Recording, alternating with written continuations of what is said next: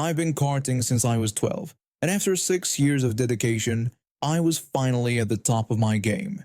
The championship was within reach. Just one more race to secure my spot. Me and my two best friends were the top three in our league, and winning this race meant a chance to compete in Italy and move up to Formula Renault. Pretty much a dream come true for any young racer. We were part of this amazing team run by my friend's dad.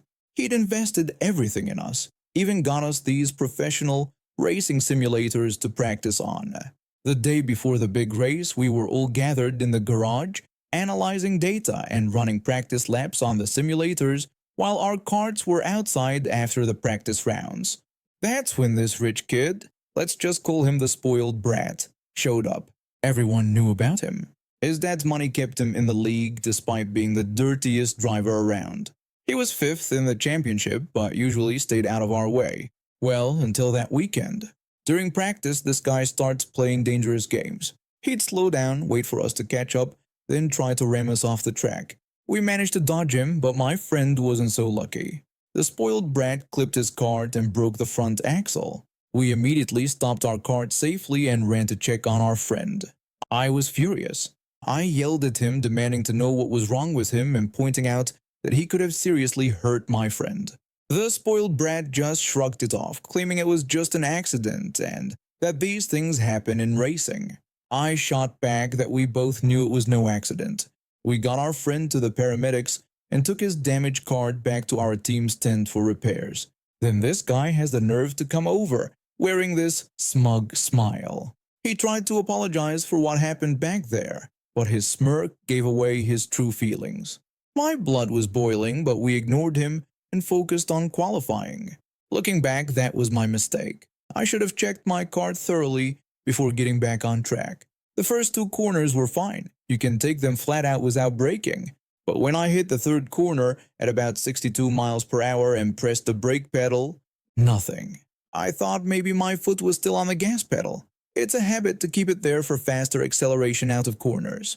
But no, I took my foot completely off the gas and stomped the brake. Still nothing. By then, it was too late. I slammed into the barrier, and my left wrist exploded with pain. The track marshal rushed over when it was safe. He kept asking if I could hear him, checking if I was okay, and trying to figure out what had happened. I could barely speak through the pain. They got me out of the cart, into an ambulance, and straight to the hospital. Diagnosis: fractured wrist, 9 to 10 weeks of recovery, championship dream shattered. But here's where it gets interesting. My family pressed charges for attempted murder, and we had a secret weapon, my friend's GoPro. He'd left his helmet on his kart seat while his dad was fixing the axle, and the camera was still recording. It caught everything. The spoiled brat sneaking up to my kart with garden pruners, cutting the brake lines, then coming over to give that fake apology. Our lawyer said it was all we needed. 2 days later in court, we won. The spoiled brat lost his international karting license permanently and got sent to juvenile detention for attempted murder. But that wasn't enough for me and my friend. We waited until nobody was around, then we completely sabotaged his kart, cut the brake lines, destroyed the gas system, wrecked the radiator, and stuffed his brake cooling system with Play-Doh. Nobody ever knew who did it. Well, until now. My wrist healed up eventually, and while I missed that championship, the league organizers reviewed the season results given the circumstances. They ruled that the spoiled brat's actions had unfairly interfered with the championship, and based on my previous points and performance, they awarded me a wild card entry to compete in Italy anyway. I heard the spoiled brat's dad couldn't buy his way out of this one, and his son spent a good chunk of time in juvenile detention. His racing career was over before it really began, and we all made it to Formula Renault, and we're still racing together. I've been working as a mechanical engineer for the past 15 years, and one thing that's always been a constant pain is finding the right hardware for my projects. Most big box stores carry basic stuff, but when you need something specific like a tiny M2 Allen screw, you're usually out of luck. That's why I was thrilled when I discovered this small locally owned hardware store near my office. I started going there regularly during my lunch breaks, picking up parts for both work and my home projects. What caught my attention wasn't just their impressive selection, it was how organized everything was. The fastener section was remarkable. Every single nut, bolt, and screw was exactly where it should be. I'd never seen anything like it. One evening, while checking out some specialized screws I needed for a robotics project, I complimented the manager at the counter about how perfectly organized their fastener section was. To my surprise, she started laughing and told me I wouldn't believe the story behind it. She went on to tell me how the section used to be a complete disaster. Customers would constantly mix up items, put things back in the wrong spots, and it was a nightmare to maintain. The manager explained that none of their employees wanted to organize it, and honestly, she couldn't blame them. It was tedious work. But then something strange started happening. They'd come in and find everything perfectly sorted. At first, they thought one of the employees was doing it secretly, but everyone denied it. They started joking about having a bold fairy visit their store. The manager then told me how one day she caught their mysterious helper in action. She described how she noticed a teenage boy meticulously going through the drawers, carefully moving bags around. When he realized he'd been spotted, his whole body tensed up. The teen mumbled a timid apology and turned to leave, but the manager quickly stopped him. She explained that while she appreciated his help, he couldn't work there unless he was actually employed by the store. She asked him to return with a parent, and he shyly agreed. The boy left, and the manager wasn't sure if he'd return. But about an hour later, he came back with his mother. The teen looked like he was about to face a firing squad, while his mother seemed ready to apologize for her son's behavior. The mother apologetically explained that her son was autistic and had a passion for organizing things. She told them how he always noticed when things weren't in their proper place during shopping trips. She emphasized that he didn't get upset about the disorganization. He simply enjoyed putting things in order. The manager acknowledged this but explained that for insurance and legal reasons, he couldn't work in the store unless he was an actual employee. The teen's eyes started welling up with tears, thinking he was in trouble. That's when the manager surprised them both by asking what hours he'd like to work, pulling out an application form and a store uniform polo shirt. The teen burst into tears, happy ones this time, while his mother started laughing in relief. 2 years later, the family had to relocate across the country for the mother's job. When the teen handed in his notice, the store owner took it upon himself to help. He spent hours researching hardware stores in their new city, looking for one that matched their store's values. When he found the perfect place, he personally called them. The owner didn't just give a recommendation. He spent nearly an hour telling them about this amazing young man who had transformed their store. He explained how the teen had created a completely new organizational system that they still used, how he'd trained other employees, and how customer satisfaction had skyrocketed because people could finally find exactly what they needed. The store in the new city hired him on the spot. They even created a special position for him, Inventory Systems Specialist. He'd implemented his organizational system there too, and they'd seen their sales increase by 30%. Now, whenever I visit the original store, everything is still kept in perfect order. The employees maintain his system religiously, and they still affectionately refer to him as their Bolt Fairy. Some of them even got together and made a small plaque that hangs in the fastener section, organized with love by our Bolt Fairy. I was always the quiet kid in school, you know? The one who sat at the back of the class, drew in their notebook, and mostly kept to themselves. My parents' divorce when I was 12 didn't help either. I retreated even further into my shell after that. But life has a funny way of pushing people together sometimes. That's how I ended up becoming friends with him. Let's just say he was the complete opposite of me. Captain of the debate team, always surrounded by people. The kind of guy teachers loved. Our moms worked together at the local bank, and one day, his mom suggested we hang out since we were the same age. When my mom first suggested it, I told her I didn't think it was a good idea, explaining that he was different from me. She encouraged me to give it a chance, mentioning that his mom said he was really into video games too. Turned out she was right. The first time we hung out, we spent 6 hours straight playing video games.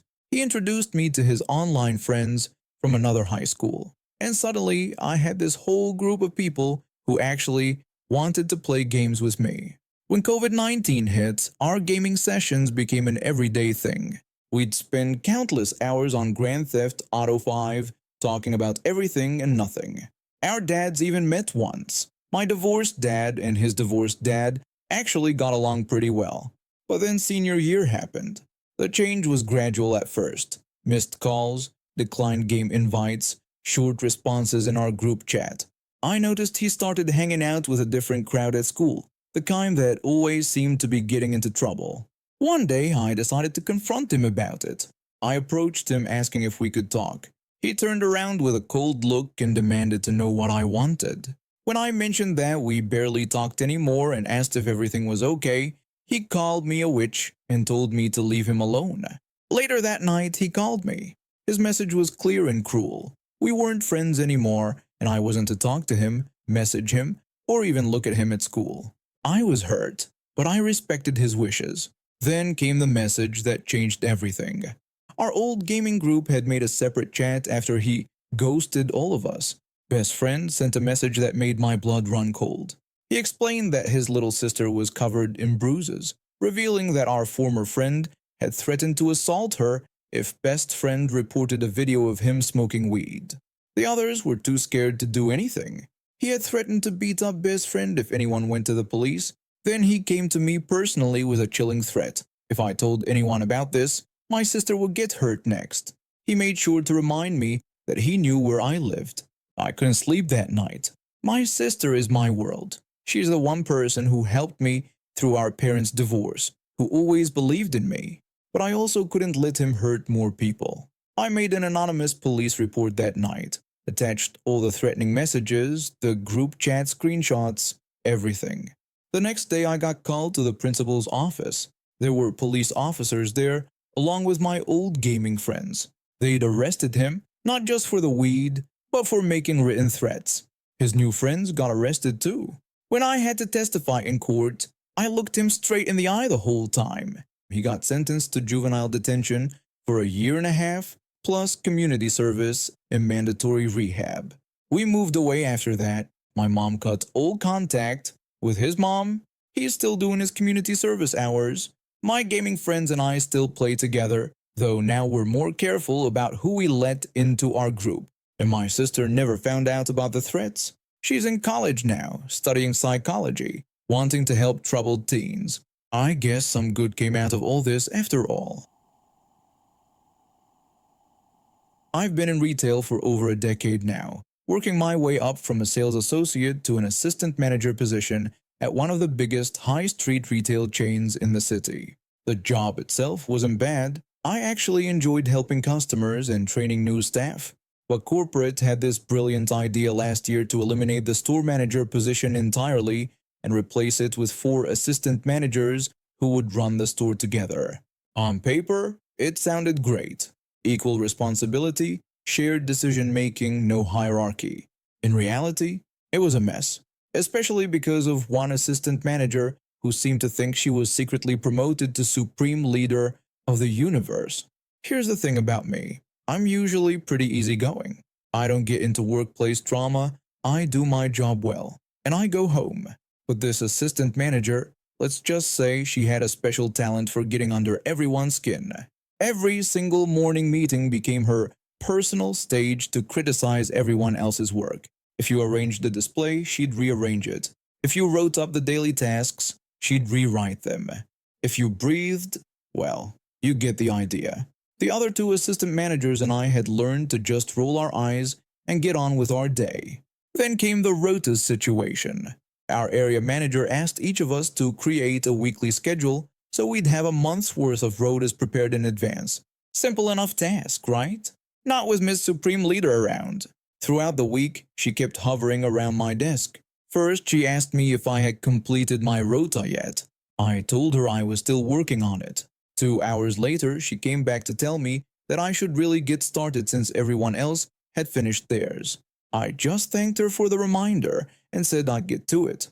Another 3 hours passed. and she returned to ask if I needed help understanding how to make a proper rota, suggesting I might be struggling with the task. I wanted to tell her where she could stick her proper rota, but instead I just smiled and assured her I had it under control. What she didn't know was that I was cooking up a little plan. I waited until the very last day when all four of us were in the store together. I went into the office early and created two rotas. The first one was my actual schedule, perfectly planned and organized.